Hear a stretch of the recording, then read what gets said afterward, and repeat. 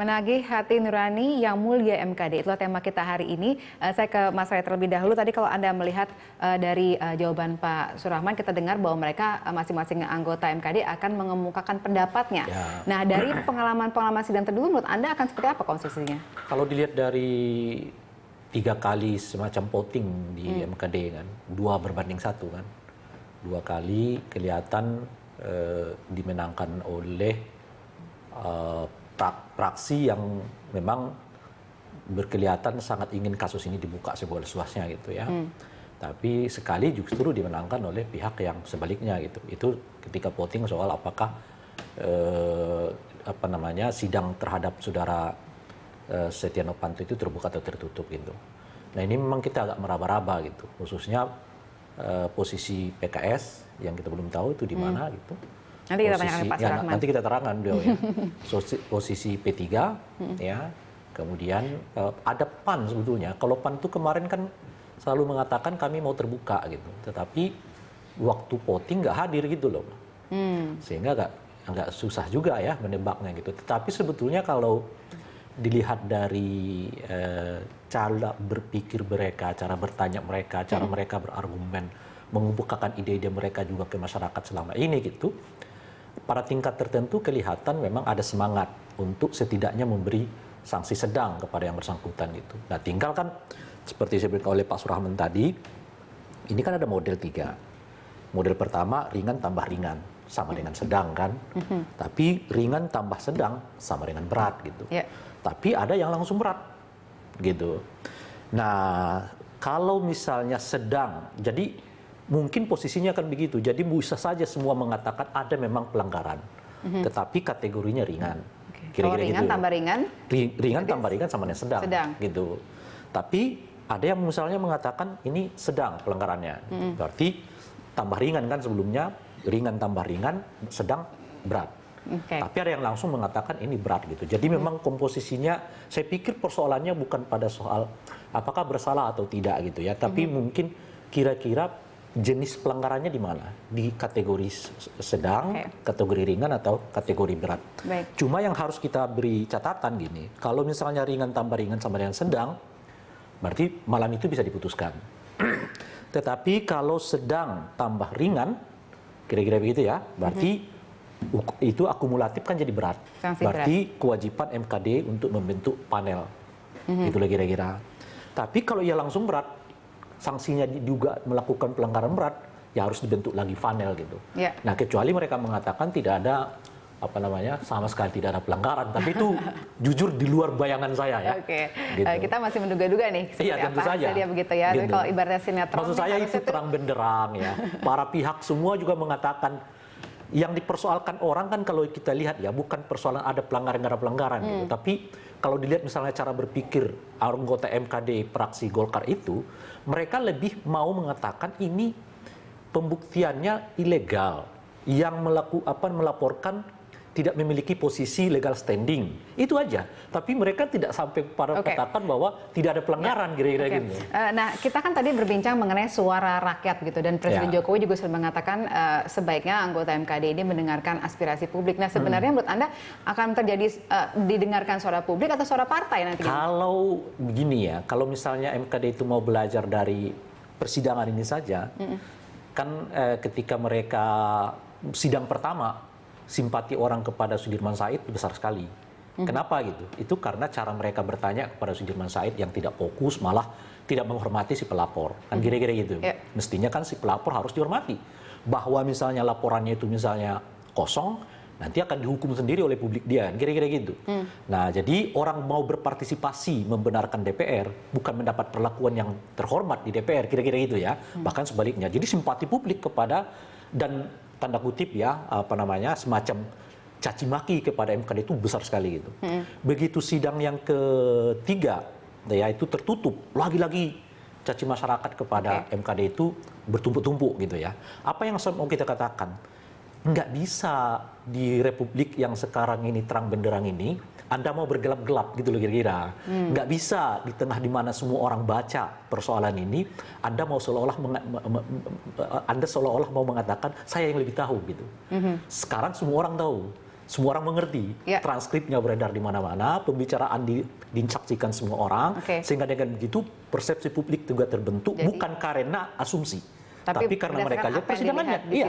Melihat mereka argumen-argumennya gitu. Jadi kalau kita lihat sekarang suara publik yang mengatakan ya, ada dugaan pelanggaran berat di dalamnya, itu bukan karena semata-mata emosi mereka, semata-mata luapan yang dibangun dari atas asumsi, tapi atas dasar mereka melakukan juga perhatian secara objektif terhadap persidangan ini. Selain suara publik, ternyata ada juga suara partai yang pro terhadap suara publik, yaitu misalnya sekarang dengan adanya gerakan Save DPR begitu ya. Itu juga membuktikan bahwa ternyata anggota DPR pun menilai ada terjadi pelanggaran di sini, sehingga mereka merasa harus ada semacam mekanisme hukuman, yaitu atau misalnya pencopotan ketua DPR seperti itu ya. Iya, begini, makanya kan MKD bukan dalam konteks kita mau tanda kutip nakut-nakutin, nggak perlu ditakut-takutin gitu. Tapi saya bukan mengatakan bahwa suara publik ini didatangkan dari dasar yang objektif. Bukan semata-mata karena rekayasa atau misalnya di media macam-macam dan sebagainya. Bukan itu objek karena mereka melihat persidangannya dan sebagainya kan live kan gitu. Nah, ini kan yang muncul sekarang ini ada kesan bahwa MKD ini bukan dalam situasi di mana mereka mau menyelamatkan wibawa DPR-nya.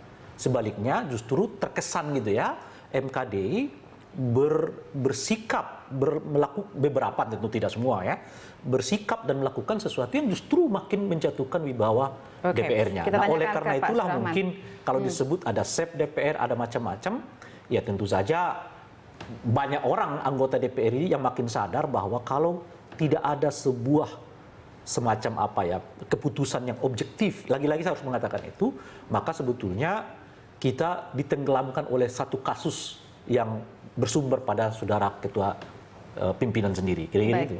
Pak Surahman, komentar Anda dulu nih mengenai gerakan Save DPR. Ternyata para anggota DPR pun sebagian menilai perlu adanya pencopotan terhadap ketua DPR. Ya, DPR secara kelembagaan ya, bukan perorangan apakah anggota ataupun ketuanya. Ya, DPR sebagai institusi negara yang terhormat dan kita tentu saja harapkan kinerjanya yang makin bagus, tentu perlu diselamatkan, perlu didukung, bahkan diperkuat. Saya sangat setuju dengan gerakan Save DPR, begitu kan? Setuju, berarti Anda juga berarti akan memberikan mungkin besok suara yang sama dengan gerakan Save DPR? Doakan saja, mudah-mudahan tidak ada sesuatu yang aral melintang. Ya, saya berada di barisan bersama Save DPR, begitu ya. Oke, baik. Lalu kemudian bagaimana tanggapan Anda terhadap anggota MKD yang saling lapor? Ya, ini kan dalam tata beracara itu diatur. Bagaimana kalau anggota menemukan indikasi adanya pelanggaran etika pada anggota lain. Itu diaturnya, ya silahkan laporkan apa faktanya, kemudian apa alat buktinya, kemudian kronologinya seperti apa, disampaikan melalui surat ke pimpinan DPR, begitu. Nanti pimpinan DPR kalau menilai bahwa laporan ini memang layak dan beralasan, meneruskannya ke MKD untuk ditindaklanjuti sesuai dengan peraturan yang berlaku. Nah, MKD akan rapat internal memverifikasi secara administratif dan memverifikasi juga alat bukti. Oke. Iya. Nah, kalau diputuskan ini layak, maka diputuskan untuk diproses lebih lanjut, begitu. Dari tadi Mas Ray juga sudah sempat mengatakan ini semacam pertaruhan begitu ya terhadap wajah DPR. Nah, kalau kita melihat misalnya anggota MKD juga saling lapor, kemudian juga kasus ini ternyata nanti hasilnya tidak sesuai diharapkan oleh masyarakat, bagaimana kemudian Anda memandang kinerja ataupun wajah DPR ke depannya? Ya, tentu sebagai orang beriman harus optimis ya, bahwa hari esok kita usahakan lebih baik dari hari ini. Itulah etos perjuangan kita ke depan, ya. Kalau kita tidak punya harapan hari ini, ya sudah mati saja. Itulah prinsip saya. Jadi hari depan, hari esok, insya Allah lebih baik dari hari ini, baik pribadi maupun keluarga, termasuk juga institusi DPR RI kita.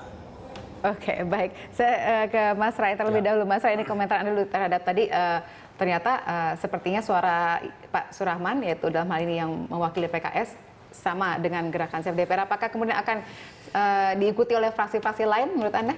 Ya, saya pikir kalau mereka masih punya akal sehat, ya gitu.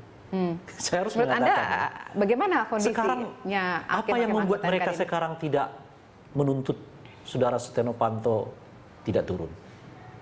Itu dulu pertanyaannya. Gitu. Menurut Anda apa jawabannya? Justru saya nggak menemukan. Yang ada memang sudah dalam posisi mereka harus mengevaluasi kinerja Saudara Setia Novanto. Pertama, sepanjang kepemimpinannya, khususnya tahun 2015 ini kan hanya 2-3 undang-undang yang dapat dibicarakan. Ya. Kedua, sudah pernah diberi sanksi terkait dengan pertemuannya dengan Donald Trump, ya. Yang ketiga, muncul kasus ini. Gitu. Jadi sebetulnya belum lagi alasan-alasan yang lain, ya, misalnya seperti karpet merah, ya, untuk pimpinan DPR dan seterusnya gitu. Jadi kalau dilihat dari situ, maka pertanyaannya, mempertahankan dia itu apa pentingnya gitu? Apa nggak ada lagi orang yang minus kontroversi? Kan orang kayak Pak Surahman ini kan mungkin layak diajukan sebagai pimpinan DPR, ya, ya, tenang, lebih berhati suci, ya kan, dan sebagainya gitu. Enggak. Ya. Nah itu menurut saya gitu. Jadi kalau kita masih memiliki, jadi begini, berpolitik itu menurut saya jangan didasarkan pada kebencian-kebencian gitu, ya, repot. Gitu. Sekarang ini mendukung tidak mendukung misalnya didasarkan pada argumen-argumen kebencian gitu, sehingga saya mendukung dia. Kenapa didukung? Ya karena teman dekat-dekat aja. Atau sebaliknya saya nggak menyukai dia. Kenapa? Karena saya membenci dia gitu.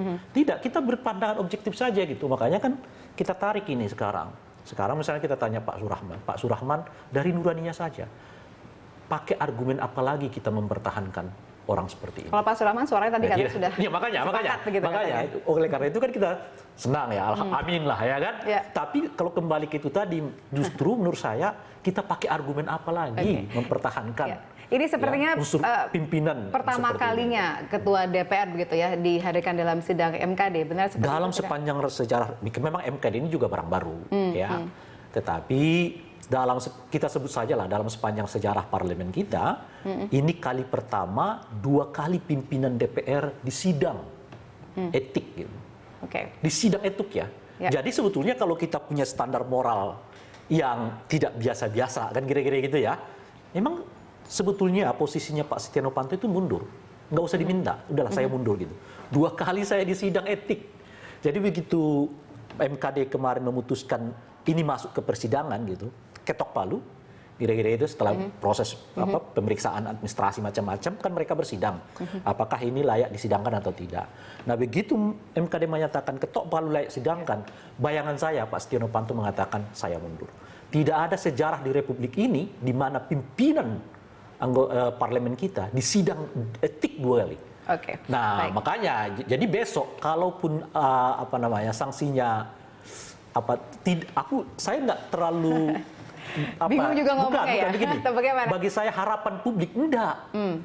Pandangan objektif publik gitu. Baik. Itu yang saya mau katakan. Kita akan tunggu, kita akan tagih besok seperti apa. Ya. Apakah akal sehat yang berbicara atau ada kepentingan lain yang berjalan. Baik, kami akan kembali usai jeda berikut, tetap bersama kami pemirsa.